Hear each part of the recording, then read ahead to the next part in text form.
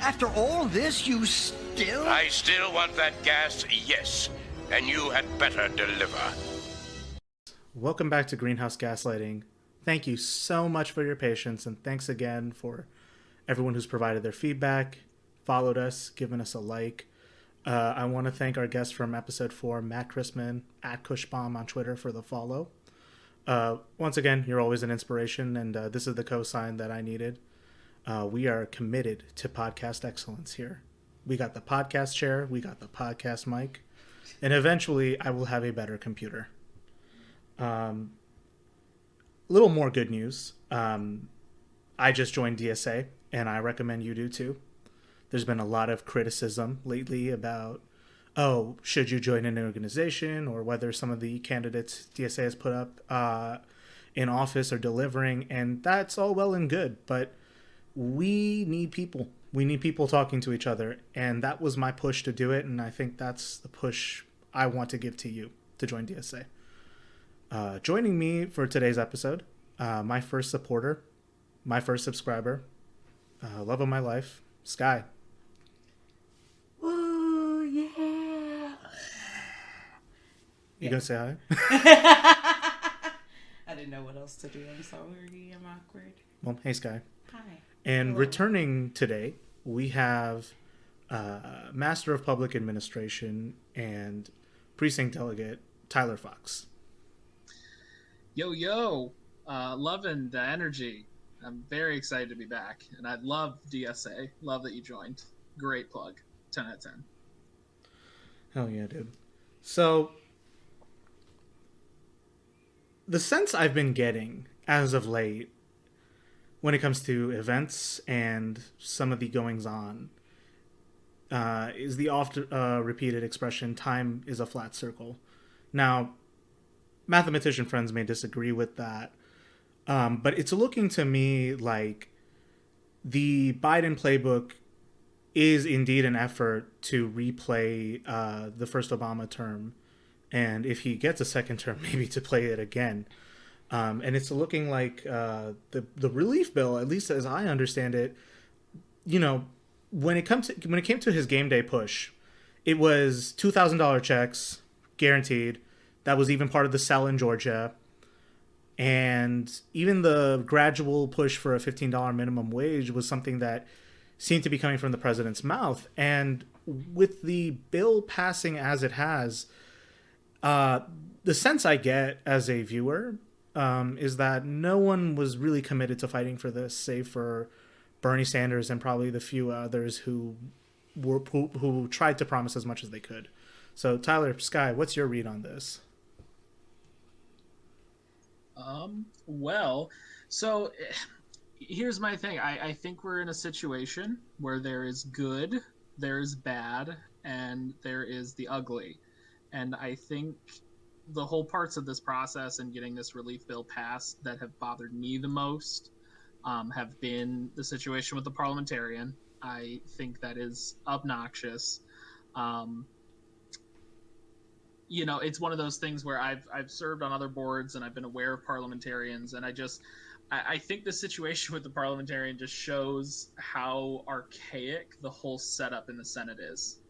Like, I will never understand a system where someone that we don't get to elect gets to make a call that ultimately determines what our minimum wage is in our country.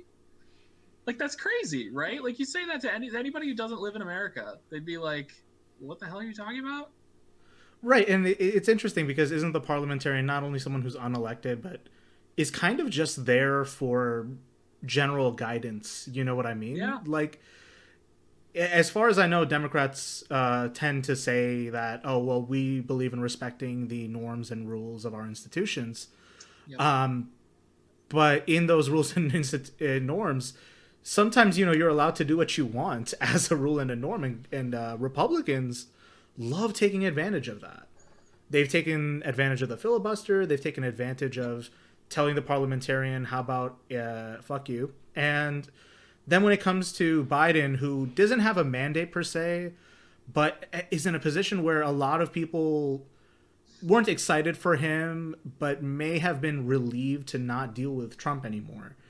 I feel like he's on the hook still. He still has a lot to deliver, and even though that this bill does promise some recourse, it's paltry compared to what was promised, and it's paltry compared to what people really need right now.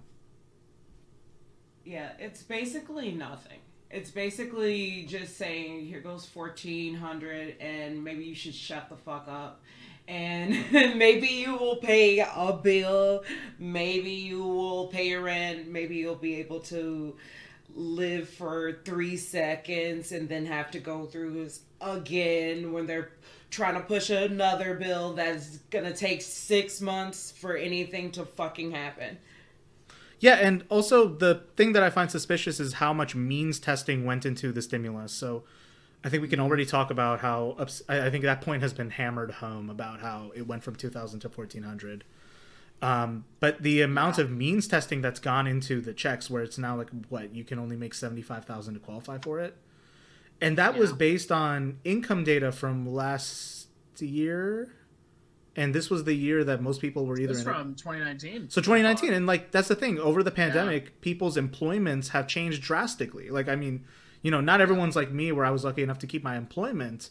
A lot of people either went into precarity or had to shift into contract employment, or were furloughed, or, I mean, for the worst affected, lost their jobs. And you're going to means test them out of an income because, oh, you made 85,000 last year, but now, you know, you're making nothing. And even then, of the people that make that income, not everyone gets a W-2 for their work. Some people are contractors. Some people work labor.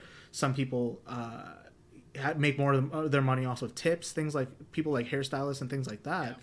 And it, to me, I think the biggest factor affecting this is just how out of touch national leadership seems to be with the man on the street. Yeah, no, you know, my mind immediately flashes to that liberal argument of, oh, why would we give Jeff Bezos' kids free college or free healthcare? Because like means testing, it's like it's a really nice thing to say like when you're campaigning, but like in practice, all that it ends up doing is just sabotaging these programs that should have been universal, so that they had universal support and they can exist. But then you cut it off. I mean, I had a coworker who mentioned something to the effect of that they weren't even that excited about getting a check because they make, I mean, granted, they probably don't need as much money. I know this person, but they're not even getting that much. And I'm like, oh, great. Like, that's somebody who's probably going to go and not really. I know the goal of the stimulus bill shouldn't be like, oh, we got to get to vote in more Democrats and whatnot. But it's definitely a self-sabotage there, because you just end up turning these people who otherwise might have been interested in supporting Democrats, leftists, whatever, based on a stimulus bill. They're just not going to be interested in that anymore. And they're going to say, oh, the stimulus bill wasn't even helpful for me. Oh, I'm going to vote that down, or I'm going to whatever. You know, it feels like we're running in circles, because that's the same thing that's happened with college, with healthcare, where it's like, if you don't guarantee it for everybody, there's always going to be that group that's trying to sabotage it and destroy it. My thing is, like, why can't we give Jeff Bezos' kids fucking healthcare and free college and everything?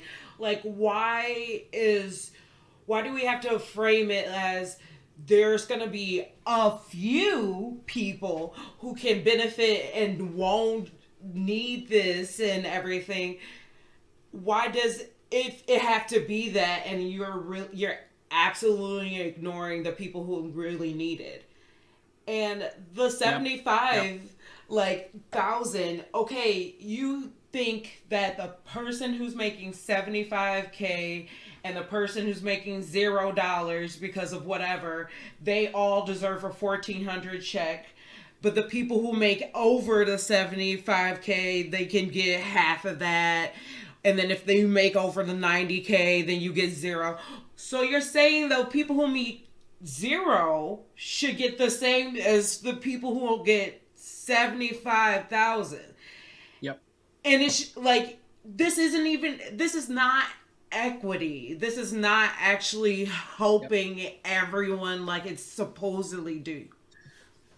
See, and that's such a good point. I think the thing with the stimulus package is that it kind of became a conversation of just the checks, when honestly the things that I'm the most excited about, because I do think there's some good in this bill, and the things that I think are good don't even center around the checks. Like the way that the news and media and everything is framed, it's like we're only talking about the one-time checks, but there are other aspects of this bill that I think were really good.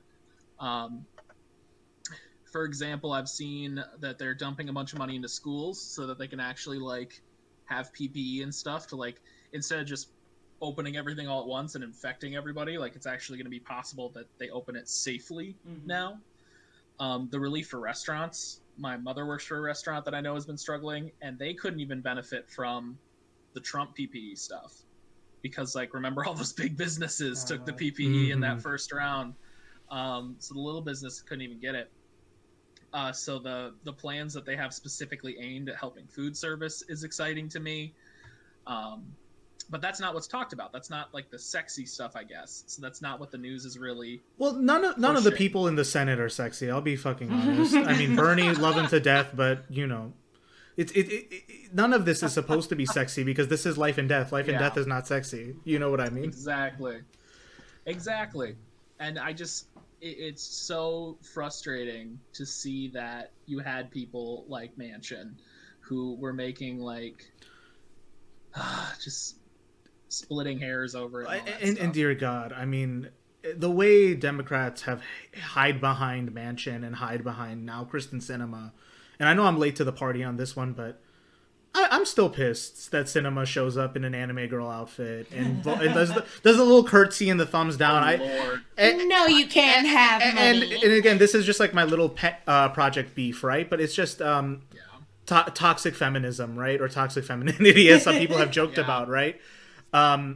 Is literally as soon as she did it, and everyone is like, do you know how, like, the outrage on Twitter is born of the sentiment of like, well, these guys are clearly out of touch. And immediately someone from her staff was like, it's sexist to speak about how she voted. I'm like, I don't think so, because if a man did it, well, I mean, just think about it. Think about how the media does this. Because they have it in for Bernie Sanders, and I don't need to get too deep into it. It's the fact. If Bernie Sanders did it, do you think they would let him live it down? Do you think they let him go back to Vermont after doing that? They wouldn't. And again, it's just Kristen Sinema does all this LGBT CIA behaviors for for what? Like to basically deny people a much needed minimum wage hike. And then Joe Manchin for that reason too. Like it's astounding to look at like how he acts on the campaign trail, because he's shown up to pro-life and like pro-abortion events on the same day. It doesn't add up who this man is.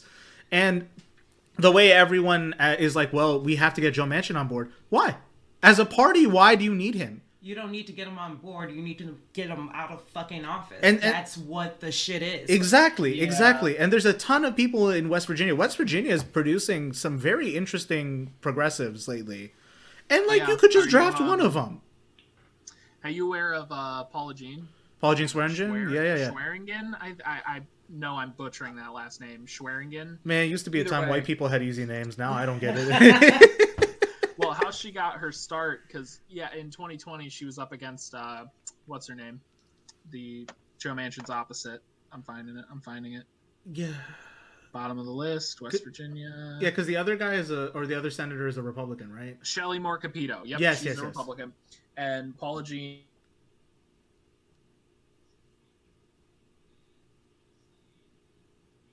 Oh, dude, you cut out, man. Ended up making it to the general against. It's just so unfortunate. Like, it's because Trump was on the ballot, so Republicans were just like turning out in droves. But I think, sadly, she lost pretty badly. And how she got her start is she started by trying to primary Manchin back in, I think it would have been 18. Yeah, based on the math, 18. I would love to see her take off. There's a lot about her policies that I like, and I ended up in a couple different social media stuff, and I gave her money. But I wish that she had done better the one time that she made it through to the general. It is pretty depressing. Yeah, and I unfortunately don't know enough about West Virginia politics to really comment on that. But yeah, I've seen a lot of people kind of talking about Joe Manchin and putting him in the context of, and it's hard to argue at this point, I will say. If Joe Manchin did not have that seat, which is a seat that like no Democrat should have, like there's not a single governor, House rep, other senators, like not a single position in that state is Democrat. And like literally the only thing to like about the guy is the fact that we would have Majority Leader Mitch McConnell if he wasn't there. And it just sucks because that gives him like this weird free pass to just kneecap everything that Democrats are trying to do. Because, if I wasn't here, it'd be Mitch McConnell in charge. And it's like, oh, Lord. Right, and just, and all he gets for it is to, make sure that his big pharma CEO daughter can have another heated swimming pool. And it's just... It's disgusting the level of wealth inequality that these guys have been able to create in their home states. But, coming back to the point of why Democrats keep hiding behind him, like in a parliamentary model, this could never happen because they could just oust him the minute he misbehaved. Yep, absolutely. Honestly, I think the Senate, I see very, very few arguments as to why the Senate should still exist. Right? I mean, I would like to see to one think, of those arguments. Honestly, yeah. Because, like, we're from Michigan, and when it comes to the Senate, the only people our state have sent to the Senate are Peters and Stabenow. Right. So who the fuck is Joe Manchin? Like, we got no say in him, who he is. Kristen Sinema's another good example. I believe both the Delaware senators, if I remember correctly, voted down the 15. There was 8 of them. But yeah, it's like I chose none of you people. Why do you get to decide whether or not I get a good minimum wage or not? Like, who are you? Yeah, and again, if you look back at the founding principles behind the Senate, I mean, it was intended to be an entirely anti-democratic institution. And even with how we popularly elect senators now, it's still it has a ratcheting effect on progress. And that's something that either, Democrats or the left, independent of Democrats, has to work to correct. Or it is, as you say, something that just needs to be abolished. Now, granted, the House of Representatives is not any better. But it is more democratic. You know what I mean? Yeah, no, for sure. I think in a weird way what happened to MTG... I will never say her full name. Magic the Gathering? Magic the Gathering. I think what happened to Magic the Gathering is a great example of the type of thing that I wish Democrats would do to senators who kind of refuse to get in line. I mean, don't get me wrong, Chuck Schumer's the majority leader now, so I'm not saying that everyone should have to bend over backwards for Chuck fucking Schumer. Well, no one should have to. It is unfortunate. Exactly. It is unfortunate that there aren't any stronger enforcement mechanisms that Democrats are willing to use on those 1 or 2 senators who won't go along with what the rest of them have decided. Well, and that's the thing is, you can either rack your brain about, well, why won't the Democrats do it? And then there's the kind of the kind of doomed approach that some people take, which is that, well, if they wanted to act on it, they would. And there might be some truth to that, I feel like, because when it comes to the most hostile and cold-blooded takeouts that the Democratic Party has employed, it has always been deployed to people of their left, or the left of the establishments. And you can talk about, on the national scale, the treatment of Bernie Sanders.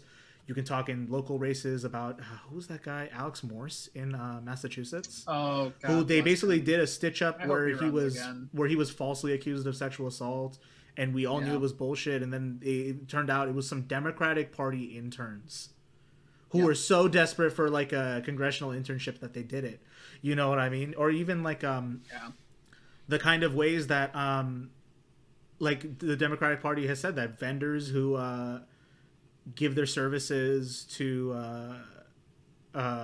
anti-establishment candidates either need to charge them more or need to like refuse to do business with them. And it's like, well, okay, we, at least me and you have worked on Democratic campaigns before, and like without the blacklist, I forgot. Yeah, about the blacklist. Yeah, any vendor who like it was so long ago. Yeah, and it's just like, these are the things that like never make it to the front page, but like if you think about it, these are practices that get employed, and these are structural impediments for leftists to run. And when a leftist does make it, like AOC, like Rashida Tlaib, like Ilhan Omar, Nina Turner, so many other people. Oh, Nina Turner. Fingers crossed, Nina Turner. I hope she gets it. She deserves the seat, and I really hope that the effects of institutional creep don't get onto her, because I think what's happened is, like, when you become a Democrat and you just get caught in the dying religion that it is, you have to drink the Kool-Aid a little bit, and like.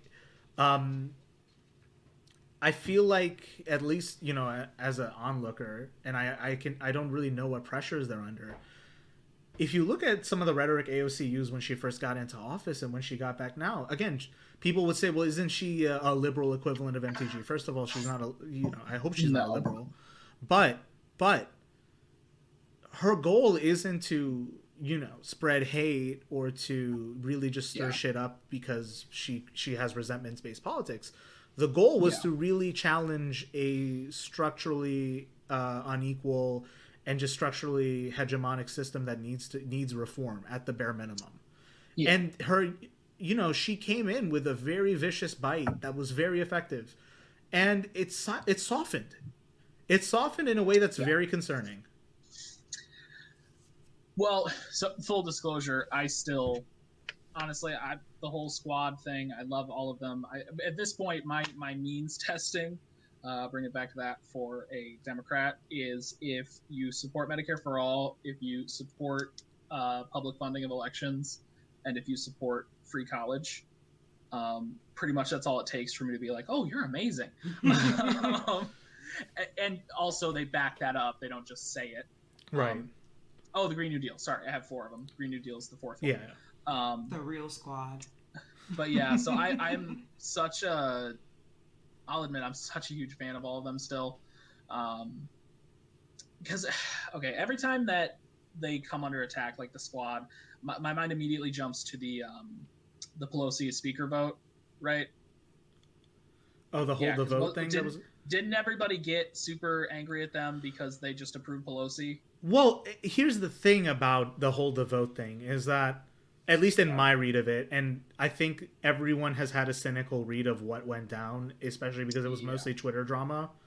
And I know I spent the first 3 episodes saying get off social media, and here I am just having an unnecessarily and yet incomplete encyclopedic knowledge of what happened. But for me, what it sounded like is just, if you asked, hey, if we just remind Pelosi that, we need this and this is what we need, and we're willing to, inflict a little pain to remind you that, like, you can't just get elected and call it a day. You need to deliver something for your base, otherwise you're going to lose them. It needs to be done, or at the very least it needs to be spoken about.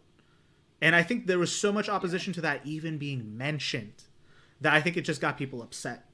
And again, like, I think a lot of it, the reason why the discussion itself soured people is because it was turning into like, is AOC a good or bad person? I personally don't care what she believes in her heart. You know what I mean? Yeah. Because it's how she votes when she's there. Right. And especially, like, as leftists, like, if you choose that your praxis is going to be getting elected as a socialist or as a socialist within the Democratic Party, what have you, you become an instrument at that point. And how you, as an instrument, you deliver, that's really the rubric you should be graded against. I don't really care if she's a good or bad person. It's more of, can she deliver? And I buy that there's significant pressures they're under. I buy that institutional creep is not easy to avoid. But it is concerning. Yes. And let me clarify. By concerning, I don't mean that, like, oh, I'm concerned about that. It's more like it makes me consider is the electoral route the one we should be pouring all our energy into? That's what I meant. That is such an interesting discussion, because you've posed that question a couple times, and to be honest, I always feel like I come up with a slightly different answer every time I think about it, because to me it's this weird thing where, like, yes, technically, so let's just say that you're arguing that focusing on elections is the most important thing, right? Yeah. You could say, like, okay, take Mitch McConnell. You've got the whole state of Kentucky. Literally every single person gets mad at him, right? Let's say they all go to his house. They all protest. They're all storming around outside. There's nothing stopping him from just locking his window, locking his gates, drawing his blinds, and then going and voting however the fuck he wants for the next 6 years. You know what I mean? Yeah. Because he won the election. So there's an argument. Like, yes, the election is what's important in that scenario, right? But then put it into a different frame where you've got, with some more local elections, more local people, you've got people buckling under protest. You've got, cities making some concessions, not enough, not nearly enough yet. But with the protests, you've got a couple of different examples of more local people who are actually affected by the protests buckling and giving in to what the protesters are requesting. So in that situation, it's the protests that are more important than the election. So I think it's a scale, and I think that there are situations that the protests are definitely what the left should be focusing on. And then I think there are also situations where we focus on the elections. And I think the difference might be like how local the government is, but there's room for conversation there. But it's such an interesting question to consider. Mm-hmm. Yeah, and I mean, it just goes back to that old adage of, well, isn't all politics local? Yeah. I get that. I think that's why all the House reps are just crazy at this point. I mean, I don't know if you've seen a couple of videos of Republicans when they, were quote unquote debating the American Rescue Plan thing. But them just going nuts, bringing up Dr. Seuss, bringing up like Pepe Le Pew. It's like, sir, we are debating a bailout and you're bringing up Dr. Seuss. Which again, I don't fucking know what's going on with the Dr. Seuss stuff, and to be perfectly honest... Oh, I can explain it. Well, to be perfectly honest, I don't give a shit. But... True. What is it that Dr. Seuss, as a man in the 1920s, was a little racist and wrote some things that didn't get published? Oh, yeah. No, it did get No, they did get published. That's the issue. He, at one point, I'm pretty sure he says something to the effect of putting a person in a turban in a zoo. Like, it literally is just super... black people who looked like monkeys. Yeah. Oh, Christ. Like, Stuff. a man who was literally yellow, and you could see because there was, like, a horn or something that was yellow, and he was the exact same shade, and he had lines for his eyes, and he was carrying a bowl of rice with his little chopsticks. Yep. And the way that the right has kind of hijacked that whole situation is making it sound like there was some mob of angry liberals who like stormed Dr. Seuss's office, pissed on his grave, blah, blah, blah. When really what happened is that I think it was like the 25th anniversary of his passing, or I'm not sure what milestone it was commemorating, the company just announced that they were going to pull the books. And it was after a bunch of teachers from across the country were like writing them and cutting them out of curriculums. I mean, going out of their way, like being activists, quite honestly. And like eventually the company just decided, okay, this is the time to pull these. We're not going to publish them anymore. Incredibly civil situation where the company made a willing choice to like do this.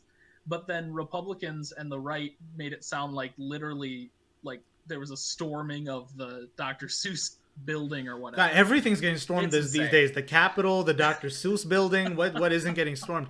But I just, so it's reading to me like all the usual culture war drama that happens, where like something happens, it's corporate or neoliberal to a degree in nature, and a liberal says something out of touch about it, a conservative overreacts by being twice as much out of touch.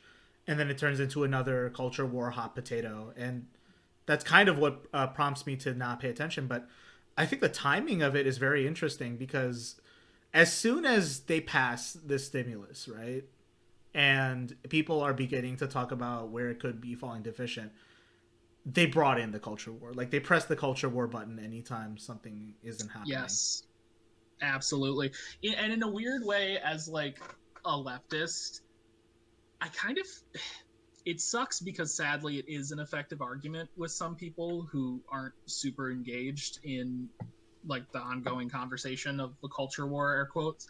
But I always kind of feel a little good when like literally all that Republicans can fall back on is their same old culture war bullshit, because that means that ultimately we're doing something correct.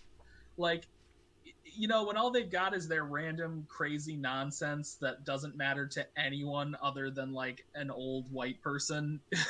Like, it is nice when we take them down to that point where that is all that they have to stand on. I think it's Maybe I'm just being optimistic. And the shit with Dr. Seuss, like, it's Read Across America month, and his birthday is in March, so like every year this is the like Dr. Seuss time, and it's just a normal thing that got told, like, oh, we're pulling this off of our shelves like it's fucking like all berries cereal, and they're like throwing their hands up being like, oh my god, I can't read this Dr. Seuss book, Dr. Seuss has been canceled. And my favorite thing is seeing the one thing that's like, cancel culture obviously doesn't exist, but like the most times I've ever seen anything being canceled has been like white middle class suburban moms being like, no monster in the high schools, like we need no Call of Duty because blah blah blah blah blah. Like, there's no cancel culture that isn't, I mean, there's no culture in this country. Let's start there. There's no cancel culture that isn't just white people being angry about something. Well, so I'm gonna digress real quick, because the real place where I saw this starting is like, I think the Clinton era, where it was like Tipper Gore and like a bunch of like Democratic moms at that time. I mean, they had a couple Republicans in that group who were just concerned about suggestive themes in music. And that's where like the parental advisory stickers on music started happening, was that era. Whether it was bands like NWA or metal music or what have you, that's where that shit started. And it was this, I'm just very concerned about what's going on. I think we need to ban this. Like, that's where it started to a degree. And then like the real like canceling as we understand it, I mean, this is Bush era stuff, when like the Iraq War was going on and someone said, I don't know, man, it's kind of sus what we're doing over there. And then everyone would just, come red, white, and blue and start crying about how you've disrespected our troops and all the people that died. You don't care about this country. You don't care about America. And they hate New York so much. These people hate New York so much. And 9/11 happened in New York. 9/11, never forget. Like, all of those people, God. Like 99% of those people who were affected were New Yorkers. But, like, it's okay. Yep. Make that your personality, caring about 9/11. Well, you made it your personality because... God bless. Okay, so it's funny you say cancel culture as we currently understand it. Everything that I understand about cancel culture nowadays, like, don't get me wrong, is that I'm sure there are situations where this doesn't apply. But I just keep hearing cancel culture get yelled about whenever it's something that we can all kind of universally agree was pretty racist, sexist, what have you. And then it's the right, it's the Ben Shitpiros of the world who suddenly start screaming about cancel culture.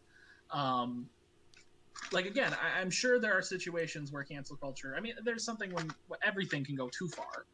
And who knows, maybe I'll get canceled after this podcast or something. But I just keep hearing, my gut reaction when I hear cancel culture is, oh, what did some old racist do that he's trying to get out of? Right. Like, what kind of redemption arc is he trying to push? Exactly. So he can continue to make money, so he can continue to live in his heated pool and his fucking trash. Like, everything. It's so stupid. Yep. It feels diseased in a sense to me, because, like, I think there is a genuine idea, but because there's a lack of class consciousness in this country, Yep. people want to say that they distrust rich people, and on the right, that's manifested as QAnon. You know what I mean? But again, it's really QAnon is just their way of trying to justify how Trump hasn't done anything, and they've come up with this grand universe. That's QAnon for you. But No, they're doing Trump did a lot. more creation than like a D&D campaign. The thing is Trump did a lot, and that's the thing that people lie about is he did so much during his 4 years. He just didn't do the things that he said he was going to do for the people. He did all of the things for his rich friends and like all of these other people who don't fucking matter and could just leave the country whenever the fuck they think it's just gone to shit. But he didn't end up doing like anything to help the middle class, anything to help the little filthy poor whites that voted for him, that he sees as filthy and poor. Like it's oh yeah. The funniest thing I've noticed at Trump rallies is that like he actually seems to be genuinely upset by the people who like him. Like they genuinely have an affection for him. And then I remember just this one thing where people were cheering like really loudly, and he was like, "Oh, you guys really enjoy shouting, don't you?" Oh, like it's just again, even he's out of touch to an extent, right? But again, honestly, I think when people complain about, as Matt Chrisman put it at one point, this is the same discussion that's been happening for the same amount of years by the same groups of people. When are we going to be done with it? And to an extent, I feel like a lot of these conservatives who complain about getting canceled or they talk about cancellation like it's something that is more of a social ill than it is. I think it's because they talk shit about the idea of cyberbullying and now are like, well, I need to invent a new term that isn't cyberbullying. And I will quote, I will just quote Tyler, the creator, in his seminal tweet. "How the fuck is cyberbullying real? Just log the fuck off." Honestly, wasn't that Melania Trump's big thing? Yeah, that was her. She was logged off of everything, girl. That was her first lady, duty. It's like, no, I don't care. I wonder if she's still Honestly. alive. I hope so. Like, I hope she's alive and getting. I want to see I want to see the Q theories about Melania. But anyways, there's ultimately a part of me that feels. There's a part of me that aches for Melania, but then is also like, oh, just go fuck yourself. Right. You're doing nothing to make your situation better or the country's situation better.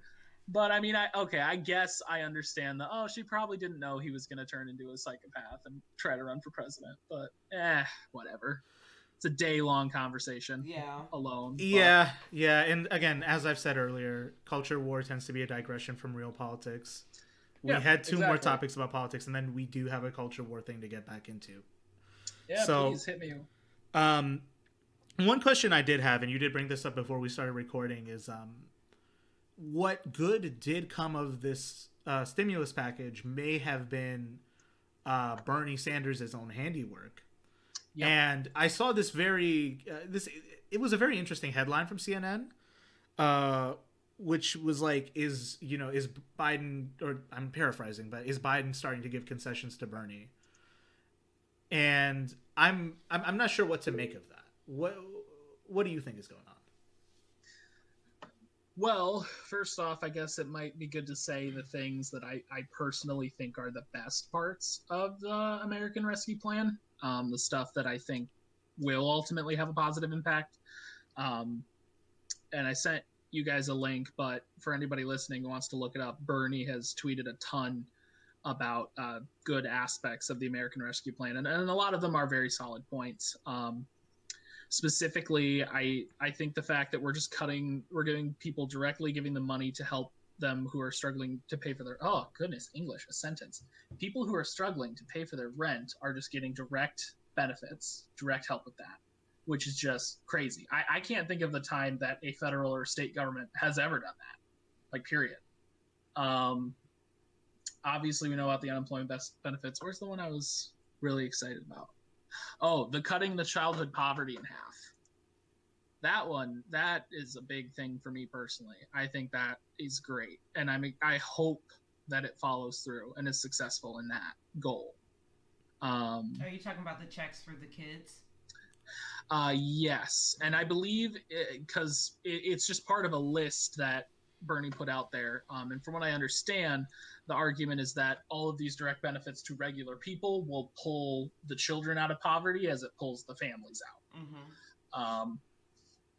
So I think that's super exciting. I grew up pretty poor, so the idea that we can help get other people out of that is exciting to me.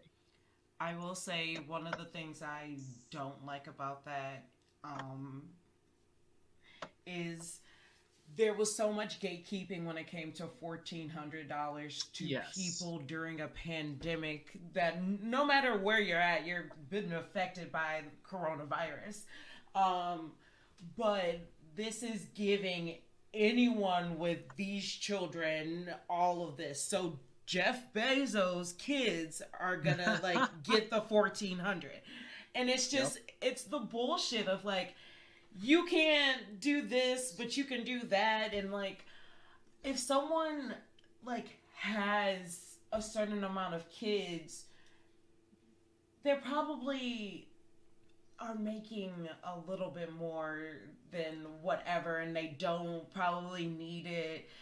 And it's just like, this is where you should have had the income gap. This is where you should have like some really kind of filter looked at, like, or maybe like even, if they were going to means test that they should have done it here. And yes, and like, or you should have do like the, maybe if you're making, I don't know, it's so stupid. And I think about this one person that I know that I despise, who has a lot of children, and he has like adopted daughter from his first marriage, and then 2 children from his first marriage, and his current wife has like 2 or 3 children, so like they have a 5 children household. These people so that's don't, like $7,000. yeah, $7,000 on the top of them having their 2 house income, on top of getting child support from the other like family members, on top of just wanting to go on vacations without the kids and not even like taking care. You're giving these people who don't need it and this like sense of childhood poverty. These kids aren't in poverty. Like, these kids are living the dream. Like, other than their parents being fucking shitty, and like that's a different thing. Money doesn't help that. But it's, or it would be like you would give more money to the parents and the kids that are poor. And you wouldn't give like everybody the same amount. Like, that's the stupidity of this. It There's doesn't where even the scale match. should have been. Well, so here's my Absolutely. Here's what I've been thinking, because I've been following this for a sec too. Is this idea was initially being floated around on the conservative end, right? And initially, like, some conservative, I forget who, some think tank was cooking this idea up that they wanted to means test it at first. And Marco Rubio and Mitt Romney were kind of the big pushers for this, but I'm not sure what Rubio's proposal was. I'm just sure it was stupid. But Romney was the one who started floating this idea, but it's just like, nah, fuck it. If you have a kid, let's send you a check. And, you know, at least like the way someone was talking about it before is, I thought like, well, this is a great thing, right? Like, don't we want people to be able to take care of their kids? Isn't it like unfortunate that like the question of childcare is not something that young couples can think about these days? And then I realized like that must be Romney's consideration in this, and that, what do you mean a mean test at the legal level? Society does it for us. And the people who can have kids are probably the people who are more likely to be his constituents. You know what I'm saying? And the religious people who will have a bajillion kids until their bodies fall apart, because that's what God said, even though you have no means of like taking care of these children. But in the sense, wouldn't you give all of these people the money? Like, wouldn't every American get $1,400 every month because you're alive? That's like that's basically what you're giving this child, like and it doesn't go to the children. It goes to the parents to use for the children. This doesn't go into some like special bank account so they can access it when they need to when they're adults. Like, this is so you can assume that the parents are going to take care of them with this, but that's not how necessarily life works, or parents work, or people who have children, I should say, work. Yeah. No, I understand that completely. I think I'm going to pose a question to you guys because I'm genuinely curious. Do you think this bill, and I know that this isn't the point of legislation, it's definitely not the point of a bailout, but I'm just curious what your thoughts are. Do you think this bill is going to help more or less Democrats win election in 2022? In my opinion, this bill does nothing for them. Mostly because it was already in the works. It's already like, people need coronavirus relief. Okay. But I think it's also, I don't know. They fuck themselves over every time. So they have like all of this time to do more shady shit that's gonna get more people to be like, what the fuck is wrong with Democrats? And they're gonna be fighting within the party, and just, there's gonna be all of this petty shit. And our goal is to try to have like a want to vote for them still. But I don't think anyone who's like on the edge, or like who was a Republican and is thinking different is like, wow, the Democrats got me this bill, I'm gonna vote for them now. Like, no. Yeah, that's because I think if point. they fought harder for it, and that's where, again, I think the question got lost of like, is Biden starting to give concessions to Bernie? I'm not sure I necessarily believe that yet. I don't see that at all. I don't see that at all yet. If he did, that would make that Biden has respect for Bernie, and it's obviously that he didn't. Like, he doesn't, and there was no, obviously we don't know like what happened in the background, but there was an official like, hey, join my cabinet, I really appreciate the things you're trying to do for America. Like, that's how you know he doesn't give a fuck about Bernie. He doesn't give a fuck about the people who support Bernie, or the people who want to see the change that Bernie Sanders is saying that he wants. Well, and again, it just goes to show that like with him picking Neera Tanden, even though she was withdrawn, right? Neera Tanden, the famous Bernie hater, the famous detester of progressives. You know what I mean? And like, what was her position? She was being nominated for what is it? Budget, Director of Management and Budget. Oh, yeah. So basically, the cabinet Yeah, Bernie is the budget chairman, right? So, and again, like, Bernie handled it with as much grace as he generally does. That's the generation he is. That you don't say things. Did you see the ignorant slut comment? Yeah. I'm gonna put that clip in. My God. Let me play the clip. I'm just gonna. It's like, Republicans. And I don't mind disagreements in policy. I think that's great. I love the dialectic. But the comments were personal. I mean, you call Senator Sanders everything but an ignorant slut. That is not true. And Why does Neera sound drunk? I don't know. Like she's at an AA meeting and they're just like, you call. that's not true. I'm also confused. What does he mean by the dialectic? Is he a Marxist? What's going on? I guess. But something about her tone made, when I watched this clip for the first time, I thought she was going to follow that up with, I did call him an ignorant slut. Here's the tweet right now. Like, no, because they don't have balls. There's no balls. That's in the sexist. Democratic Sky, Party. that's sexist. They don't have ovaries. They, like, the audacity is not there. Like, it is thinking that you're the boss bitch to say that and then be like, that's not true. That's not true. Yes, bitch, it is true. Like, this is the kind of person you are. Yep. Yeah, I guess it's just going to show that, like, I don't think Biden is showing Bernie the due respect he deserves. I think Bernie is a powerful ally to have in the Senate. I think he's a powerful ally when it comes to mobilizing people. Yeah. And just, blindsiding him with that Nero observation. But I think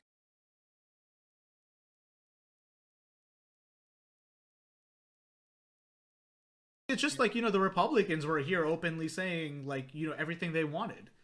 And that was the reason to, withdraw her nomination. And I think that's also probably, again, not to bash you for bringing up the child care thing, because I think it is something that's important, but we have to be careful when things are cynically deployed, right? I think that might have been just a way for Romney and his coalition to get on board with the relief bill. Because didn't Romney vote yes on it? I think he did, right? No, not a single Republican in the House or Senate voted for that. Yeah, and that's the all bullshit. these concessions and not a single Republican vote. It's like, that's why it's like, I keep seeing people talk about there's nothing you need to like bend over backwards for Republicans right now. You have all of the power, the Democrats already been like, okay, 15 done now, not later, not eventually, but 15 right now. Let's give these checks, like, to make these checks recurring, like all of this. You could have slid everything. They could have took a page directly from the Republicans' book, and they're just sitting there with their dicks in their hands, hoping that nobody sees that they're incompetent. Well, speaking of sitting with your dick in your hands and being exposed as incompetent, I wanted to finally end our politics section with the news from Nevada, and how at the time I saw that article, Reed and his people didn't have a comment. And the rest of them quit. Yeah. There were a bunch of staffers who just like aren't walked out like a fan of socialists. They quit. They're like, tell Audrey we say hey. We see her in the back. Yes. Oh, hi. But yeah, their bullshit was, you were gonna fire me anyway. Like, so you resign automatically, like no help, no transition, just bullshit. Maybe they realized that the unemployment was about to pass, so they can get their little extra $300. Yeah. Well, yeah, and it's interesting to me because Harry Reid was already pretty unique among Democrats in that, for being a Western state and having to deal with some pretty conservative forces, he had a couple like left-er Democrats on his payroll, but again, like the way that he would compromise with donor Sheldon Adelson, and I don't think he put up enough of a fight against Mitch McConnell during the Obama years. So his tenure is a little confusing to me, right? But when it came to 2020, which is really, I remember that week vividly, and it was the week that Bernie won in Nevada. And really who towed him over the line were service workers unions. You know what I mean? There was that whole thing where like the service union workers weren't even allowed to like pick a side because of the whole Bernie versus Warren shit. But ultimately people came out for Bernie, right? And when it comes to DSA and when it comes to DSA members who are Democrats, right? There needs to be some solidarity with workers for fuck's sake. Yeah. For crying out loud. Yeah. We need to show some solidarity with workers. And when labor picks Bernie and you don't deliver, you lose these people to Trump. I mean, everyone talks about UAW workers who secretly voted for Trump, but how do you get them back into the fold? There are UAW workers who like proudly voted for Trump. Right. I know people because of NAFTA and like the TPP and all that shit. Like, But the thing is like, for these people, a lot of them aren't going to Republicans like people think. They're just not voting. Actively not voting. And they are not only not voting, but those are the people who are telling other people not to vote and telling them like, this shit doesn't matter. Like, nothing matters.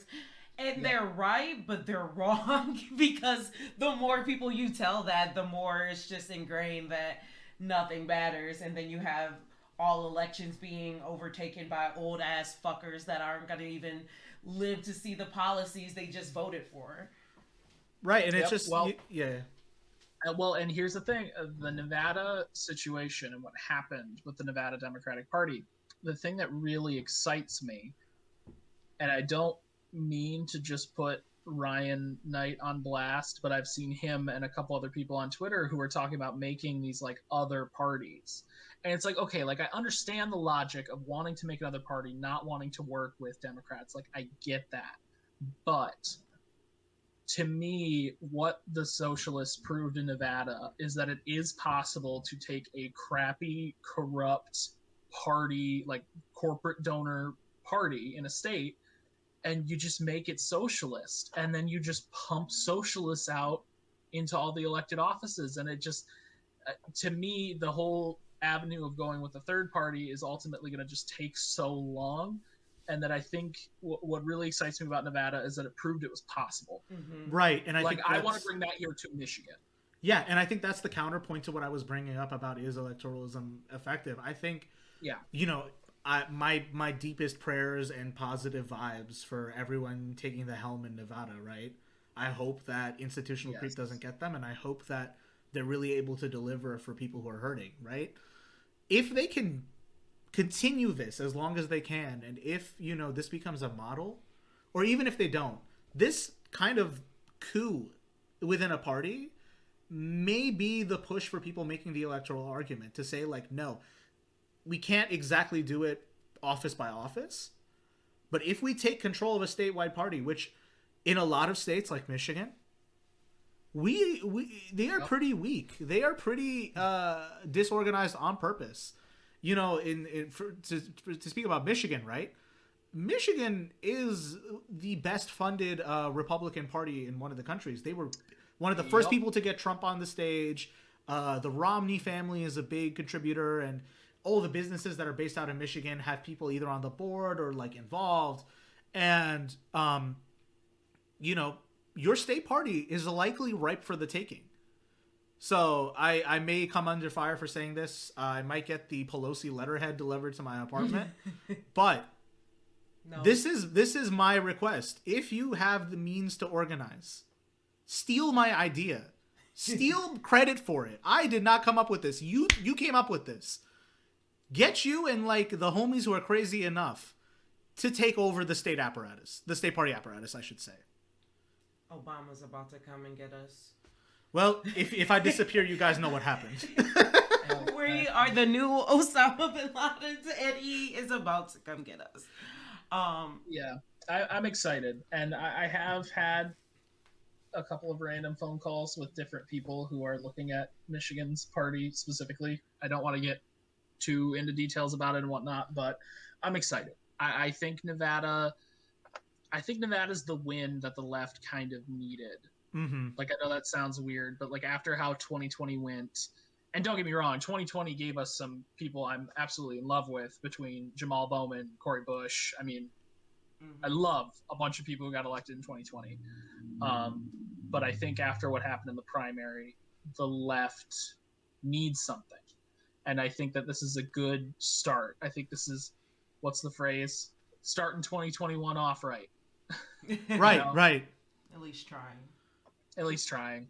Right, and I think, you know, if you are of vengeful spirit, or if you're someone who's really been feeling the effect of the black pill post-Bernie, and you told yourself that there's no hope, not with that attitude.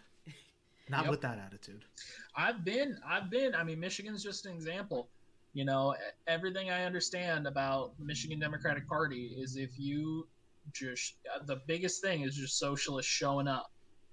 You know, as much as they've got their little weird rules and all the little tweaking to make it hard to pass some shit, really, all of that is overcome by just show the fuck up to the thing. Get there, vote, have, to be honest, it's not even like you need a ton of organization. Like, you can pretty much pick out the socialists in the room. You'll be like, okay, them, and just vote with them. Just be there and vote with them. I'll make it super easy to pick me out. I don't know what outfit I'm going with, but I'm definitely considering a mouse suit. I don't even I'm not even that big of a China guy, but I just think it's a fire look. Yeah, oh, absolutely. Honestly, buttons, man. All buttons. Just wear a tuxedo with any type of a color gradient. There you go. It's like going from red to blue, sunset from Microsoft PowerPoint. Sorry, that's an obscure reference, but... All right. Well, All right. I think that concludes our politics portion. So, a little tabloid level discussion for us, which is the royal family debacle and how it continues to be just, a very fertile ground for inane opinions and commentary. And one about, how the upper class, but also how the established media discusses racism. There is a real discussion to be had here when it comes to Meghan Markle and Harry exiting the royal family, and then there's the superficial one that everyone's having. Yeah. So, I'm going to roll the tape, so to speak. Which tape, though? I'm just gonna roll the highlights from the fucking From the Oprah. yeah, from the Oprah interview. Please don't sue me, Oprah. She I grew up probably watching your show. Please don't sue me. I think with fair use, as long as if the clips are short enough that they're in a highlight video, they should be available for fair use. So. Well, yeah. And anyways, we're not making money off of this, Oprah. Please, Yeah, there you go. Please, Oprah. Please don't sue us. Please don't sue us. Please stop fracking. Please stop fracking on your property. Okay. Let's start the clip. Were you silent or were you silenced? That's one of my favorite quotes. Okay, 5 key moments. Let's see what the first one is. Struggles with mental health. I knew that if I didn't say it, that I would do it, and I just didn't want to be alive anymore. And that was a very clear and real and frightening constant thought. But we had to go to this event, and I remember him saying, "I don't think you can go." And I said, "I can't be left alone." Because you were afraid of what you might do to yourself? If you zoom in, what I see is how tightly his knuckles are gripped around mine. You can see the whites of our knuckles because we are smiling and doing our job, but we're both just trying to hold on. Oh, the concerns over house skin. So we have in tandem the conversation of he won't be given security, he's not going to be given a I'm gonna title. roll that back, guys. Sorry. Just insane. So we have in tandem the conversation of he won't be given security, he's not going to be given a title. And also concerns and conversations about how dark his skin might be when he's born. What? About That's the meme moment. how dark your baby is going to be? What? Potentially, and what that would mean Yeah. to look like. Pause it for just like That 1 was relayed millisecond. to me from Harry. Those were conversations. Okay, so I think one of the big things, just referencing that specific moment from the interview, I didn't realize that Ben Shapiro was such a fan of the British Crown. Like, my Really? goodness. Gosh, that's disgusting. Well, But- didn't he so get he- owned by the BBC, and that's what is that he what went made him a out of his royalist? way. He went out of his way again. We live in a world where Ben Shapiro just makes fucking videos for no fucking reason, and people watch him for some fucking reason. But anyway, Ben Shapiro decides that he's going to comment on this, and then he made this really weird comment where he's like, "That's not a real thing anyone would say. No one would ever actually say that." And it's like, So many people I'm would sorry. say that. so many people would say that, and it's just. I said that. I was wondering how dark the baby was Okay, gonna but, like, be. look at Meghan Markle. Like, she looks practically Italian, right? She does. She looks very Sicilian. We've seen the picture of the baby. That is a white baby. That I'm is sorry. a white like, man. That man has a better credit score than me, not because he's a royal, because of the color of the skin. Oh my god.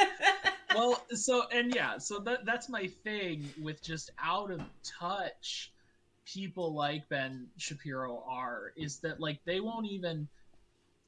Well, I don't know if he's a good example because I'm 99% sure that he gets paid to spout out all the bullshit that he says. Just So lies. he got paid to lie and pretend that that was a weird thing that people would ask. It's like, just insane. But sorry, you roll on with the clip. yeah, let's roll with the clip. Conversations that family had with him. That's probably the Is he last taking one. your calls now? Yeah. He is. There's a lot to work through there. You know, I feel really let down because he's been through something similar. He knows what pain feels like. And Archie's his grandson. This last one, Prince Harry felt trapped. Trapped within the system. Like the rest of my family are. My father and my brother, they are trapped. They don't get to leave. And I have huge compassion for that. They are in the sunken place. The white people sunken place. That's sad. Yeah. So again, like what's kind of like piqued my interest about this, and I'm really not the kind of person who cares for celebrity gossip or that kind of thing. But again, growing up brown, all my brown people know this, that we had parents who were just personally invested in Princess Diana for some reason, and the impact of her undue passing and the kind of conspiracy thinking that came with that has not exactly left the popular imagination. And especially in the wake of the Jeffrey Epstein stuff and how Prince Andrew is tied into that, has renewed a lot of that. And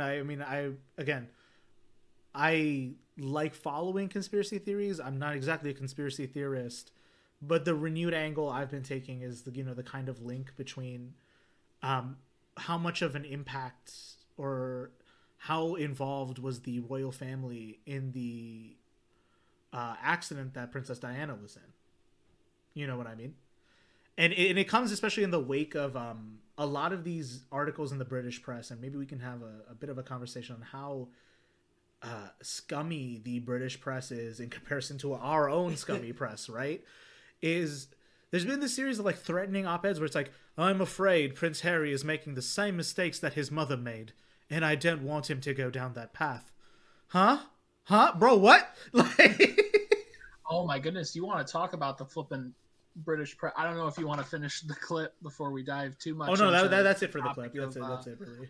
Of Piers Morgan. And I don't understand how this human being, he quite literally himself, like this isn't something that people accused him of, like he did it. He wrote a whole ass article in 2014 that basically said, I really wanted to bang Meghan Markle, but she ghosted me. So, like, I really wanted to date Meghan Markle, but she ghosted me. And I don't understand, like, he's one of the biggest people ripping on her. And it's like, I don't understand why he's even allowed to have an opinion when he literally admitted that he is just pissed that she wouldn't date him. And she ended up with a prince. that's so... I mean, he really fit in the bill on this one, right? What a fucker. Sorry. The fact that was the thing that caused him to like step back after all of these horrible things that he said, and like just stupid press bullshit, Perez Hilton of the British bullshit. Right.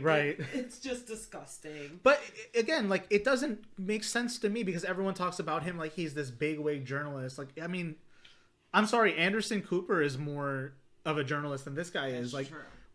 Piers Morgan only makes sense because they needed a British guy for like the 24-hour live stream that is CNN. But fundamentally, I mean, there's compilations of this guy getting owned by every guest, other CNN correspondents. I mean, and apparently by Meghan Markle. If you've ever seen let's play the clip of him getting owned by Alex Jones. The Alex Jones Piers Morgan clip. First of all, especially if you think about the fact that like she's with Prince Harry, one of like the most the most attractive born royal, like period. Yeah. There has never been one that's more attractive, at least in modern time. I couldn't tell before all of the incest, but like he's the most attractive one, and this man is disgusting. Oh yeah, when I first saw a picture of the guy, he just looks like he looks like someone who'd be upset that someone ghosted him 7 years ago and is still trying to get revenge. Right. Yeah. Like, imagine being so sad. Again, like, guys do that stuff when they're like 12 and it's not cool then. It's not. It's being It is so it is pissed. straight up one of the creepiest, and the fact that anytime that he opens his mouth to talk about this situation, that's not the first thing that gets brought up. I mean, obviously there's so many different aspects of the shitty aspects of our culture that are being revealed in this whole situation, but just the sheer gall that places like CNN, the people who are interviewing him, the fact that he's even given a platform after he went out of his way to admit that he is just upset because she didn't want to date him. It's like why does he have so any credibility? disgusting. Like we have to defend. Exactly. People, because he's the only guy that had the guns. So we did. I'm trying to find the fucking clip of him like making roasting fucking Piers Morgan. Let me see. All the guns. Let me try exactly but my you've point. got hordes of people burning. You said hundreds. It's very low. It doesn't kill people. Do you want They're not going to pull on America's 11,000? heartstrings. Okay, They know no. your script. Okay. Not working. I'm sorry, You guys. might want to be, okay. you might want to be careful with this one because you don't want to accidentally make Alex Jones sound like anything other than a human. Right. Yeah. Ooh, who's better? I might edit that out, or otherwise, Satan or the no, you're devil? otherwise I will be held accountable by the audience You're for good. If you want, I can play some copyright music, give you something to really. Well, okay, so the whole thing I was trying to find was there's this clip of him like in the debate with Alex Jones, and it's going nowhere. Yeah. But then Alex Jones just puts on this horrible British accent and just like, yes, I'm Piers Morgan, and if I speak like this, anyone believes anything I say. Like, That's really. But that's why he got hired. And again, I think the pettiness, the cattiness, and how the British Empire is finally being brought down by an actress from the USA Network it is it's either a sign of our cultural decay or it's proof that the press can not only hold its own when it comes to political affairs. We can talk about that, how CNN held all those Trump events live on their feeds, and it kind of gave him a following. But then even when it comes to the pettier stuff that they're good at, like gossip journalism, they can't even hold their fucking nose and like power through the interview. They can't even do that. Yep. So to a point, I salute Meghan Markle for her service. She has done things that many anti-colonial revolutionaries have not been able to do in the past. Something that I also find a little interesting about the discourse, so to speak, that's been happening about the royal family debacle. It's just how many people have performatively said to the extent, I just can't believe the royal family was this racist. Oh, God And bless that's fucking Williams being like, my family isn't racist. We just own people. What? Never. Honestly, I think, and I do kind of got to go in like 10 minutes, so not to sound like I'm. Yeah, no, we can wrap this up. One thing that I think is really interesting, and whether it's this situation with Meghan Markle, whether it's what we were discussing earlier with like the discourse around the aid package and stuff, the $15 minimum wage, it is really refreshing to like come on a podcast to talk to like regular people and realize that there's just two completely different worlds here. Like to regular people like us, a lot of this stuff is just a slam dunk. Like as soon as you understand the situation, like I say to any regular person, oh yeah, Piers Morgan admitted that he wanted to sleep with Meghan Markle like 7 years ago and she ghosted him, and now he's bashing her, blah blah, and like that's the only reason he cares. Regular people are like, oh yeah, fuck, why are we listening to him? But then there's these media addicted, group, highly online and media addicted people who not only like follow this stuff religiously, but also like think these people doing the reporting need to also be respected like they're the royals themselves. They look at like this critique of Piers Morgan and they're like, well, that's very mean. Or even like Shapiro and Steven Crowder and these, again, they're trying to fight for relevancy. That's why they came on the scene. But even when working people and very marginalized communities come out, like BLM did last summer, and they're not taken seriously, it hurts. But then it's also fascinating to see that even on higher class lines, the insinuation that someone was treated unfairly is also not taken seriously. I mean, it's just proof that the monarchy's stupid. Our press is kind of stupid. The governments that they support are also a little stupid, and this whole thing is it's long overdue for an overhaul. Yeah, honestly, I think it's gonna happen. Honestly, Inshallah. I think it's gonna. I mean, Barbados is already removing the queen from the head of state, so that's one less colony they're gonna have. Fuck them. Where? I'm sorry. Barbados. Barbados. Oh, dope. Honestly, and like, this just ties into the British thing and kind of all the different topics we touched on.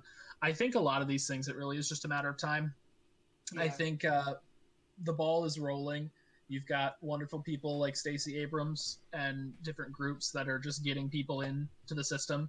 And once they're in the system, like, that's when change is going to start happening. Now that we're all growing up, we're all going to become like the base regular consumer. The news will stop drowning on and on about the royals because we all don't give a shit, right? Like, I haven't met a millennial who gives two shits about the British royal family. Maybe not a millennial. What's below millennials? Gen Z. I do love I haven't met Princess Diana, but I'm not Gen Z. Okay, I am old. Fair enough. And to be fair, we're also not British, so who knows? That's true. That British? aspect. Well, so Tyler's provided some closing thoughts. Skyy, do you have any closing thoughts? I think it's just really funny that if you do like Princess Diana, or if you know, like, just about, like, the 90s and the shit, like, this is almost exactly what was going on. And they're just being like, hey, we experienced this, and everyone knew what Diana went through. There's been documentaries and, like, The Crown, everything has been coming out and saying Diana was treated horribly, and this is all the shit, and it's because she was a part of the royal family and their bullshit. And then people are still like, no, that didn't happen. Like, why wouldn't it happen to a black woman who's American when it happened to a middle-class white woman who was literally bred to be an option for a royal? I think, to sum this up nicely, I think if you've been watching The Crown or if you've been listening to some of the conspiracy theories, the royal family is kind of a refined Kardashians to an extent.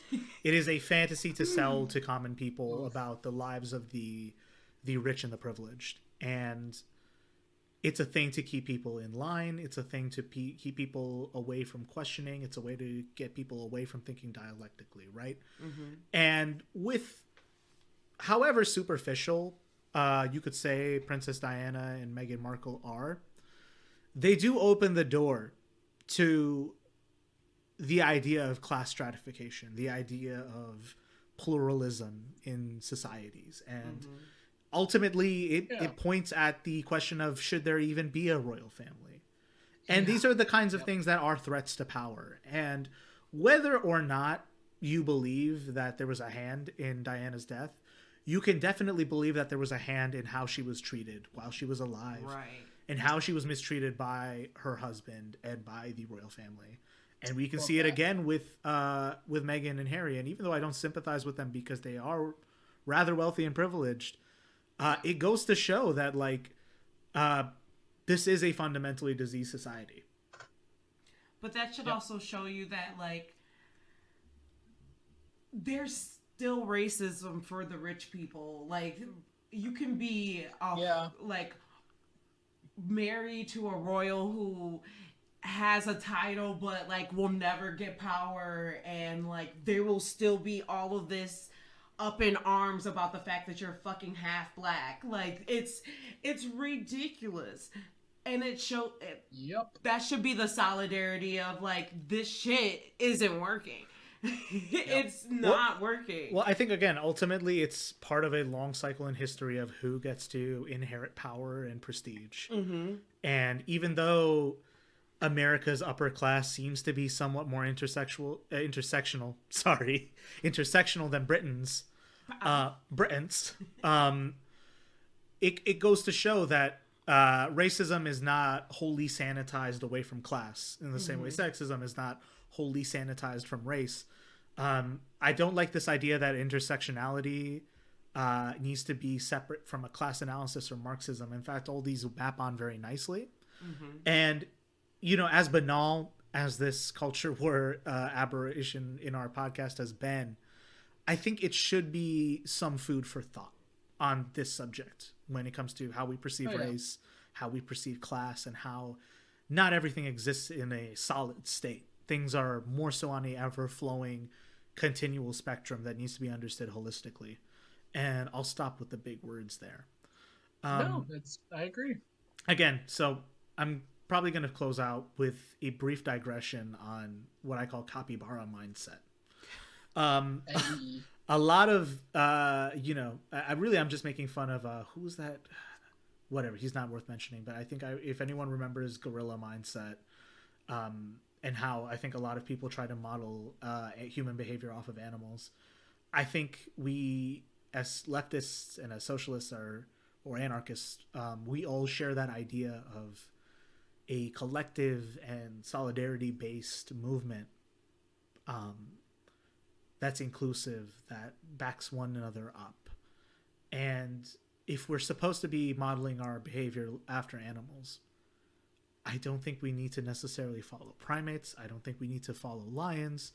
I think the whole thing with alpha and beta males with wolves doesn't make sense.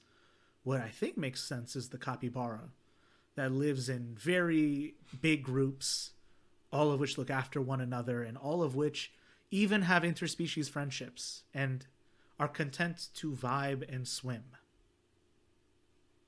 Like the capybara, I too think the future of mankind is not one of sorrow, not one of misery, but one of friendship and one of vibes.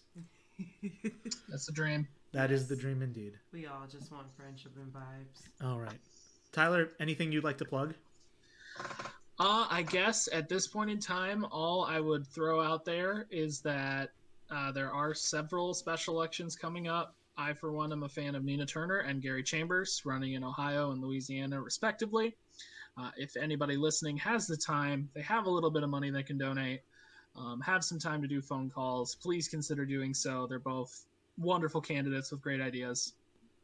So yeah, that's all I would plug. I would like to plug Fox Family Flames, one of the best candle companies. The blueberry cheesecake candle is one of my favorite things I've ever smelled in my life.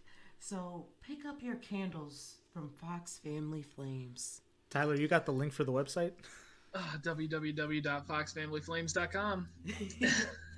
Hell yeah, dude.